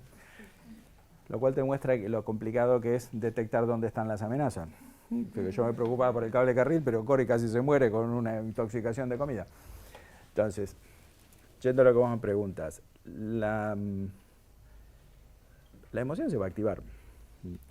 En el modelo de procesamiento emocional, Foa y Cossack dicen que vos necesitas activar la emoción intensamente, tenés que activar la estructura de miedo para que el tratamiento funcione. ¿Sí? Eso es medio discutido. ¿Sí? No todo el mundo está de acuerdo y hay contraejemplos de eso, pero habitualmente pasa eso. Ahora, no sería lo más importante. Lo más importante es la violación de la expectativa, no tanto la experiencia emocional. ¿Se entiende el punto? ¿Era eso lo que me querías preguntar? Después igual cuando vemos el tratamiento charlamos de eso, pero si quieren estas cosas, comento estos 3 minutitos para sacar alguna conclusión. ¿Por qué Cory no estaba angustiado? Porque la amenaza que le afectó a él es invisible. Ahora fíjense que existe igual. ¿Sí? En segundo lugar, yo probablemente tuve la misma amenaza y tuve un factor de protección que tampoco percibí como tal, que es todo el coñac que me hicieron tomar los polacos a la noche ese día. ¿Sí? ¿Se entiende el punto? Como el alcohol es antiséptico, tal vez, no lo sé, pero tal vez el alcohol ese mató los bichos, ¿sí? Y yo no me enfermé. ¿Sí? Entonces, de hecho eso está recomendado. Ustedes van a comer en algún lugar la comida es medio dudosa, siempre tomen un vaso de alcohol porque la chance de que se intoxiquen es mucho más baja. Ahora, ahí hay una amenaza a la que nosotros no reaccionamos porque no estamos capacitados para detectar eso. Los seres humanos nos intoxicamos con la comida porque no tenemos la capacidad de detectar eso. Nosotros no estamos preparados para detectar cualquier amenaza. ¿Sí? El asco en parte cumple esa función, prevenirnos de comer comida que no esté en buenas condiciones. Sí. Pero eso se entrena, porque vieron que los hombres separados conseguimos comer comida que está pasada de hace una cantidad de años, y de hecho Petinato dice que estar separado es el derecho a comer comida vencida sin que nadie diga nada. Sí. Entonces, ahí vos ves algunas de las cuestiones típicas. Después, vos podés tener una respuesta de ansiedad como la mía sobre un evento que en realidad no cumple ninguna función adaptativa, y porque primero, yo no conozco el lugar, nunca subí al cable carril, no sé cómo es la experiencia, no sé nada en realidad, y sin embargo tengo una respuesta de ansiedad. Ahora, al haber enfrentado esa circunstancia y por haberse producido la violación de expectativas, seguramente si voy a ese lugar, mi ansiedad va a ser mínima o nula. Me llamó la atención ayer que escuché el reportaje que Pérez Corral parece que está comiendo muy poco en la garza, está casi ha perdido 40 kilos porque tiene miedo con el veneno. increíble, ¿no? Que el tipo no come prácticamente, pues está con un pánico, dice que... Y tal vez la comida de la cárcel, aunque no intenten envenenarte. ¿Sí? Mm. No sé, yo no- Es muy común. ¿Que bajen de peso o que les envenenen la comida? Bajen de peso por temor a Tremendo, o ser sea, envenenados. todo lleno con huesos. Bueno, es la amenaza es para Mónica Katz, para toda la gente, viste, que vive de que la gente esté gorda.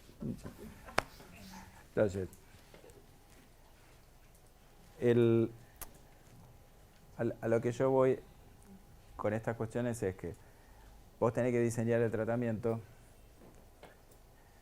sin preocuparte tanto por los factores causales y tampoco sin pensar que el paciente te puede contar tanto sobre las causas de la ansiedad. ¿Sí? Te va a contar larguísimas historias sobre sus teorías. Eso no quiere decir que coincidan mucho, ¿sí?, con aquellas condiciones más objetivas por las cuales contrajo el trastorno de ansiedad. ¿Sí?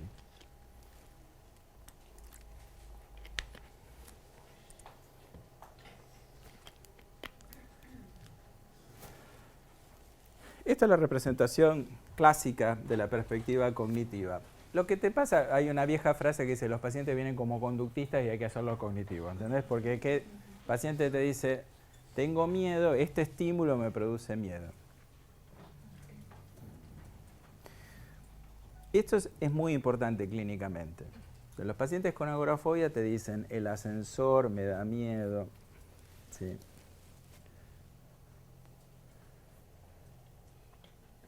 Entonces,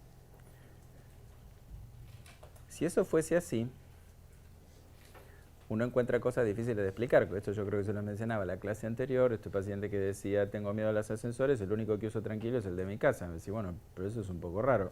¿Sí? Entonces, lo que uno le explica a los pacientes, si uno va a trabajar con una perspectiva cognitiva, que no es la única perspectiva, pero si uno va a hacer algo desde esta perspectiva, lo que uno trata de explicarle al paciente es que si ellos sienten angustia, es porque algo de su contexto lo están percibiendo como amenazante. ¿Sí? Y entonces que el énfasis del tratamiento, lejos de intentar aplacar la ansiedad, se centra en tratar de entender por qué evalúan esa circunstancia como amenazante. Entonces, hay una situación gatillo que es evaluada cognitivamente, lo que va a dar lugar a pensamientos ansiosos y a la respuesta fisiológica de la ansiedad y a su vez la respuesta emocional de la ansiedad.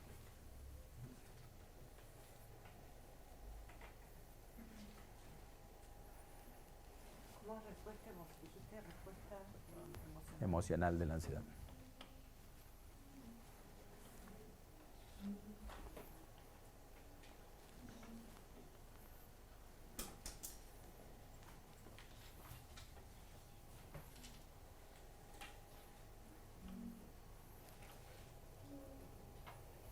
Entonces, ¿qué es lo que hace el modelo cognitivo?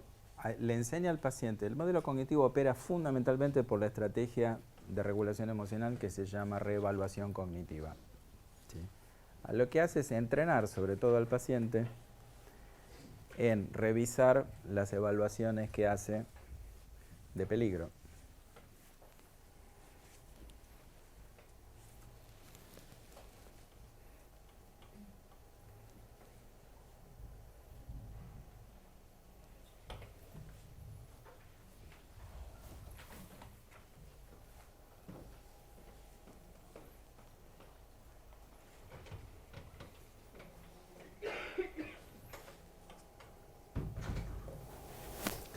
¿Cuál es la idea básica? Es, si yo modifico la evaluación de la situación, puedo modificar la respuesta emocional.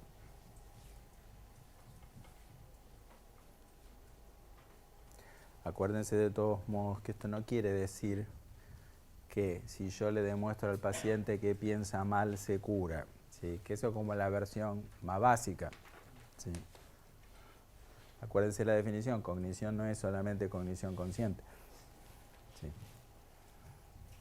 También quiere decir que si yo corrijo sesgos atencionales produzco cambio, no quiere decir solamente cuestionamiento cognitivo, ¿sí?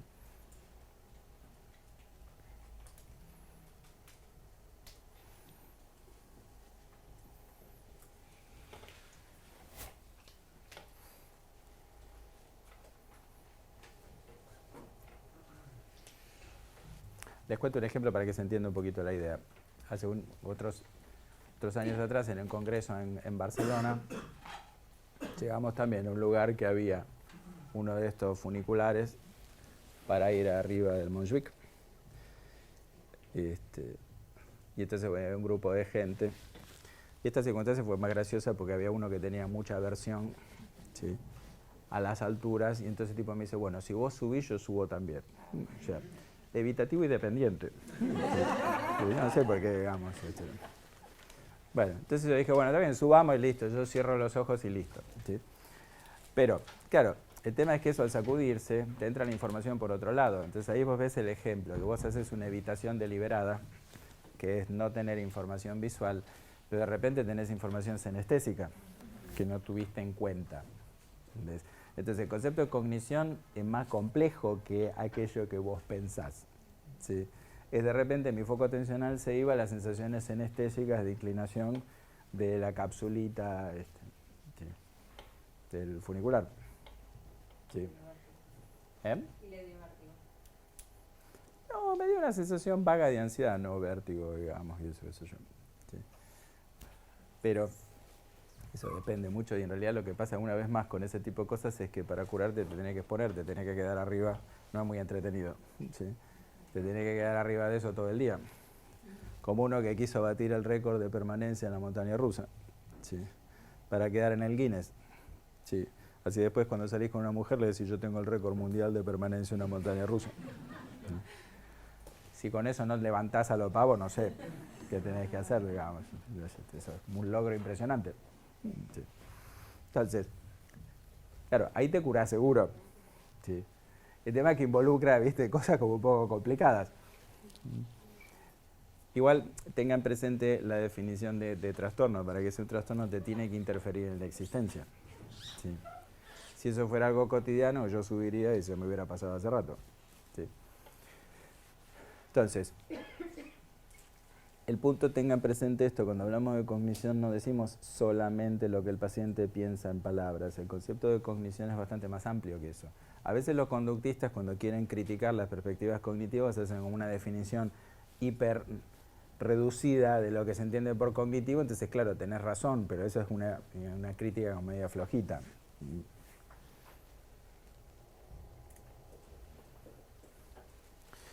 Bueno, desde la perspectiva cognitiva, uno de los elementos que contribuyen decisivamente a la ansiedad, hoy le decía a mi paciente, yo me siento vulnerable, es lo que se denomina vulnerabilidad, o más precisamente vulnerabilidad percibida.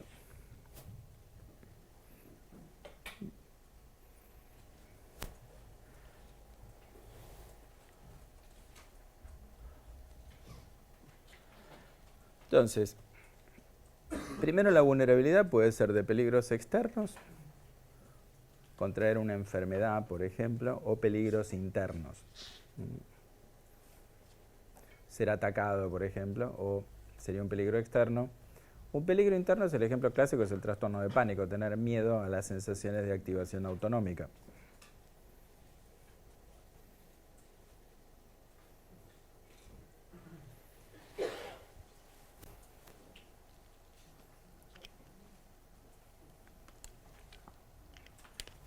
Y ahí ustedes ven uno de los elementos básicos de la vulnerabilidad, que es la falta de control.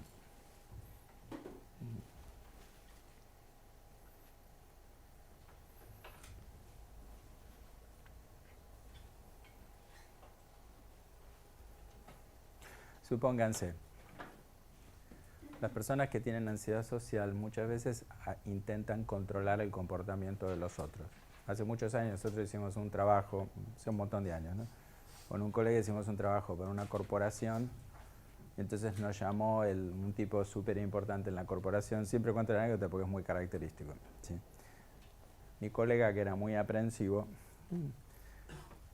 se le ocurrió como manera de manejar la ansiedad estructurar fuertemente la entrevista con formularios, cosas, etcétera, etcétera. Esto fue muy gracioso porque primero este señor nos recibió en una oficina enorme, ¿sí?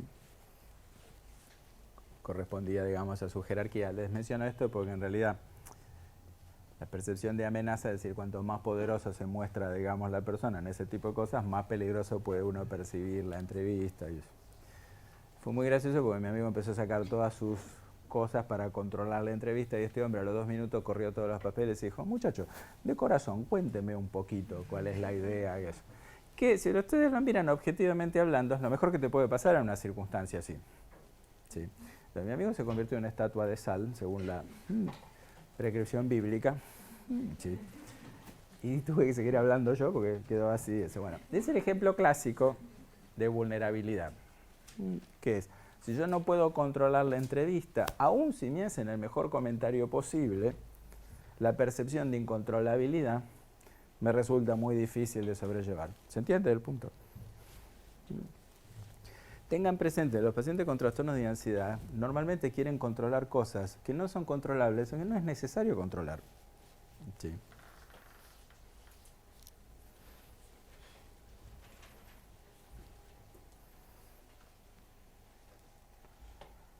Suponga el caso de los celosos, que es similar a esto, porque en definitiva es el mecanismo de amenaza. Los celosos lo que tratan es de controlar el comportamiento de sus parejas. Pero que eso, primero que es difícil que ustedes tengan éxito, pero además si ustedes controlan el comportamiento del otro, porque tienen mucho poder, lo que no van a poder controlar es lo que el otro siente por ustedes al ser objeto de control. Vieron que en las dictaduras pasa eso, que son bastante buenos jorobándonos, limitándonos la vida, pero lo que no pueden cambiar es lo que uno siente al respecto. Sí.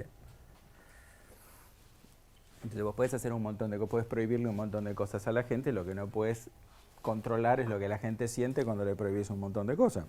Sí. Entonces, una de las tareas básicas que nosotros hacemos en los tratamientos, tenemos que hacer en los tratamientos, es mostrarle a los pacientes cómo las estrategias de control en general son problemáticas. Y como dice Stephen Hayes, tenemos que explicarles sobre todo que el control es el problema más que la solución. ¿Sí? Y eso, si ustedes tienen que tener una de las grandes frases, digamos, para orientar los tratamientos, es esto. Por eso es muy importante charlar sobre lo que los pacientes esperan del tratamiento, porque en general los pacientes lo que esperan es mayor control.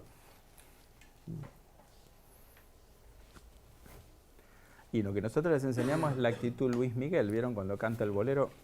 Él no es el autor del bolero, pero ¿vieron cuando dice yo quiero que conozcas otras gentes? Que como la inversa del celoso. Anda a recorrer el mundo y fíjate. ¿Sí? Y después que pegues la vuelta, digamos. Un poco Narciso en el bolero, digamos. A ver. En realidad la letra completa sería como así, conoce a otra gente, pero tampoco te extralimites, digamos. Entonces, el tema de la vulnerabilidad en general se asocia con la búsqueda de un control que en general tiene consecuencias contraproducentes. El ejemplo clásico en la ansiedad social, muy común que quieran, como este caso de mi colega, que quieran controlar la interacción, es más sencillo plantearse por qué uno va a tener dificultades en la interacción que intentar hacer tanto control.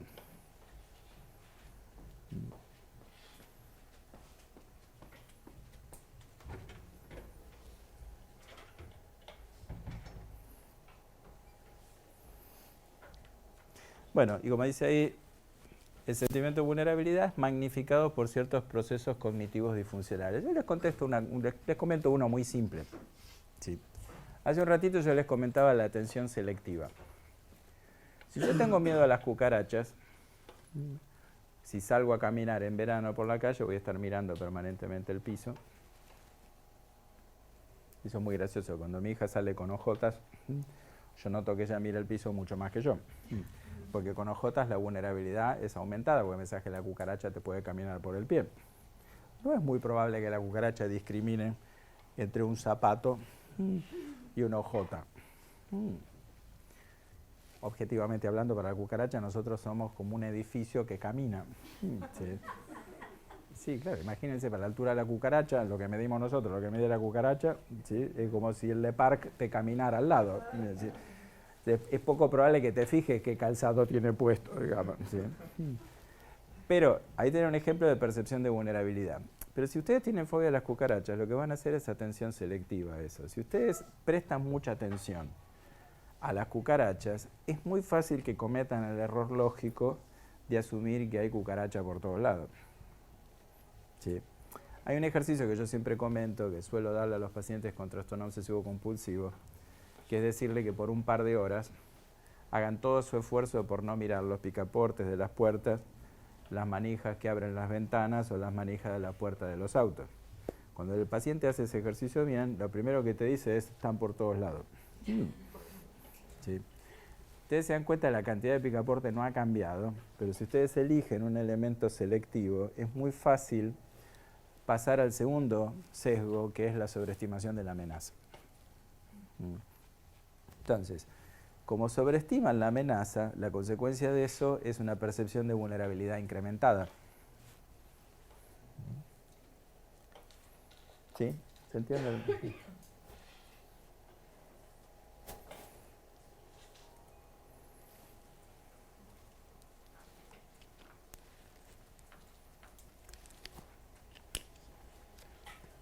La otra característica cognitiva de estos pacientes es lo que se conoce como evaluación primaria de la amenaza. Eso tiene dos aspectos. Los pacientes con trastornos de ansiedad exageran la probabilidad de los eventos dañosos.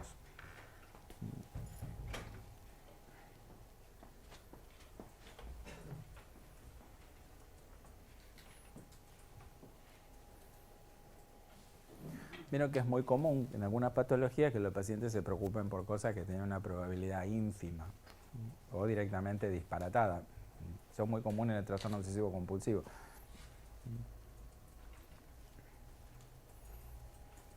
Y justamente cuestionar la probabilidad en el trastorno obsesivo compulsivo no sirve.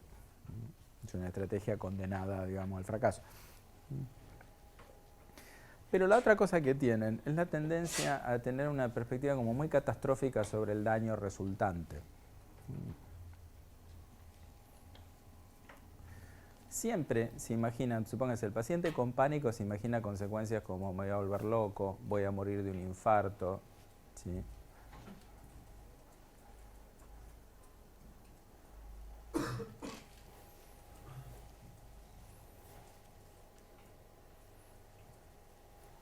O, como este paciente, que nunca vi un paciente como él, por eso siempre lo comento, que me decía, como no puedo dormir, no voy a poder estudiar, como no voy a poder estudiar, no voy a poder rendir el parcial, como no voy a poder rendir el parcial, nunca me voy a recibir.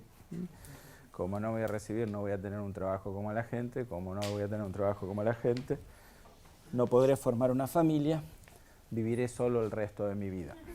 Sí. Ahí ven un ejemplo de vulnerabilidad y de pérdida de control muy significativa y de esta evaluación primaria, ¿no? Entonces, si no duermo hoy, eso significa que voy a estar solo por el resto de mi vida. Yo me reía porque yo le dije, y lo decís como si eso fuera algo malo. Entonces, fíjense además la probabilidad secuencial. Como el paciente no se da cuenta de que en realidad cada una de esas cadenas en realidad no tienen probabilidades equivalentes, ¿sí? Pero ustedes ven ahí un caso muy simpático de sobreestimación de la severidad. Fíjense que además hay una mala evaluación de la probabilidad, porque el tipo te dice como que no va a dormir nunca, más o menos, que se garantiza insomnio por el resto de su vida, a pesar de que lo tiene hace 2 semanas. Sí.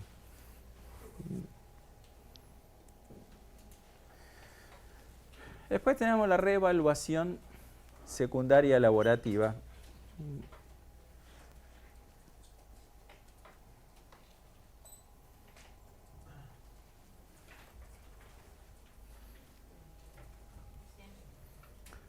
El problema es que el sesgo es realmente complejo, porque por un lado privilegian el procesamiento de los datos que sugieren amenaza.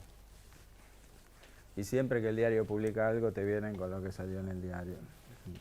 esquimal choca ballena con su auto, muere, ¿viste? Entonces te traen, dicen, ve los peligros del tránsito, bueno.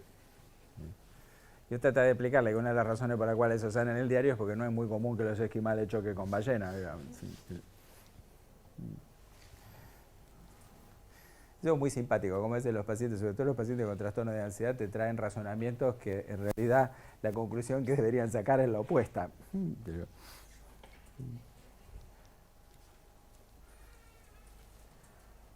Bueno, se hacen dos cosas. Por un lado, tienen dificultades para percibir los datos que sugieren seguridad. Supónganse, yo tenía una paciente que tenía miedo de que la chocara el Sarmiento. Y dentro de todo estaba bastante bien porque es el ferrocarril que más colectivos se lleva puesto. Entonces, la elección de línea no estaba mal, por otro lado, donde ella pasaba, entonces era más probable. Tenía miedo de que ella tomara la línea 25 y que un tren del Sarmiento se la llevara por delante cuando ella estaba en el colectivo. Claro, el tema es que si ustedes le hacen calcular al paciente la probabilidad real de que eso pase, es un fenómeno bastante complejo, porque ustedes ven que el tren pasa con una frecuencia que está lejos de ser la deseable, ¿sí? No pasa cada 2 minutos. ¿Sí? Si ustedes tienen un tren cada 10 minutos, la chance que tienen de chocar es de unos pocos segundos cada 10 minutos. ¿Sí? Entonces, en realidad, si uno le pone énfasis a la idea de chocar, se hace bastante complicado. ¿Se entiende el punto? Entonces, en la mente de los pacientes, cuando tienen miedo de que les pase eso, se imaginan un tren que está pasando en forma continua, ¿sí? Y colectivos que tienen todo el tiempo problemas por los cuales se quedan sin tracción cuando están arriba de las vías. ¿Se entiende el punto? Entonces, cosas como que el tramo de las vías es muy poco, es muy estrecho, con lo cual el colectivo lo pasa en unos pocos segundos. La dificultad de que coincida el horario del colectivo con el horario del tren. ¿Sí? La probabilidad de que el colectivo tenga el desperfecto justo y se quede, digamos, sobre las vías, realmente son todas como muy pequeñas, pero les cuesta mucho ver eso. ¿Sí? De hecho, un ejercicio que les puede funcionar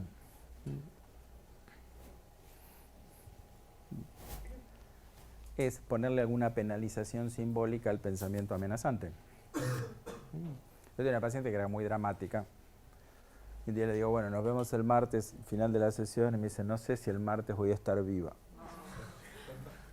Bueno, digo, si el martes estás viva, pagás una penalidad, ¿sí? Por pensamiento catastrófico. ¿Sí? $200 por pensamiento catastrófico, digamos. ¿Sí? Entonces inmediatamente me dice, bueno, el martes por ahí sí estoy viva, pero digamos, entonces, primero, hagan ese ejercicio, díganle a los pacientes, ¿sí? Que se comprometan monetariamente con sus predicciones, a ver si las siguen sosteniendo con tanto entusiasmo. ¿Sí? Plantéenle el escenario de firmar un contrato por el cual, si no ocurre la catástrofe, ellos pagan una cláusula de $20.000, algo menor como para no, digamos, empobrecerlos tampoco. ¿Sí? Fíjenlo en moneda dura, chicos, no hagan contratos en pesos. ¿Sí? Entonces, van a ver que los pacientes, como están acostumbrados a hacer la predicción para ese lado y nunca piensan a la inversa, descubren un mundo cuando uno les hace hacer el ejercicio opuesto. ¿Sí? Pero como siempre están enfocados en que no pase lo negativo, si ustedes les hacen hacer el ejercicio, bueno, suponete que vos quisieras que pasara porque te comprometiste a eso y tratá de ver cuál es la probabilidad, les resulta bastante más fácil de ver. ¿Sí? El ejercicio de detección de la probabilidad no es muy potente de todos modos, pero si lo quieren hacer, esa es una manera fácil de hacérselos ver. ¿Sí? Imagina que firmaste un contrato con alguien y te comprometes a que lo negativo ocurre.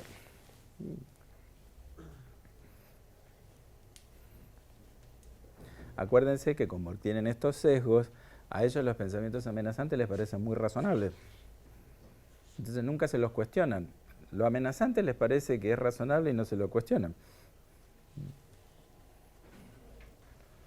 Y el segundo aspecto de esto es que tienden a subestimar la capacidad de afrontamiento. Entonces, no solamente consideran que la probabilidad del daño es alta, no solamente consideran que la consecuencia es muy dañosa, sino que además tienen como una fuerte convicción en que ellos carecen de las capacidades para afrontar eso competentemente. La sumatoria de estos factores es lo que da el conjunto de la ansiedad, inclusive esto se puede representar en una ecuación, donde además hay otro factor más. Otro factor que puede reducir la ansiedad es que perciban que hay alguien o algo que los puede rescatar de las circunstancias. Si perciben eso, eso reduce la ansiedad. La gravedad de la consecuencia incide, como dice ahí, pero particularmente si la consecuencia es espantosa, incide más. Cuanto más espantosa sea la consecuencia, más tiende a sesgarse la evaluación. ¿Sí? Bueno, terminamos la clase por hoy. Denme un segundito que les tomo lista.